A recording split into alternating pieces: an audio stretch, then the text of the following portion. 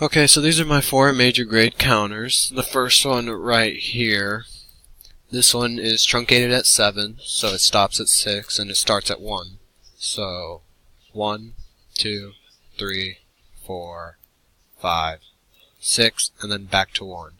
This one is a flip-flop. The other one was a D. This one's a JK flip-flop. And it's truncated at 7 as well and starts at 2. So 2, 3, 4, 5, 6, 2, 3, 4, 5, 6. Then this one down here is a D flip-flop counting down. So it starts at F, which is 15, and goes all the way down to 0 and restarts. And then the last one right here is a JK flip-flop, which is also counting down. So this one goes from, and this one only has 3 flip-flops, so it goes only to 7. And those are my major grade counters.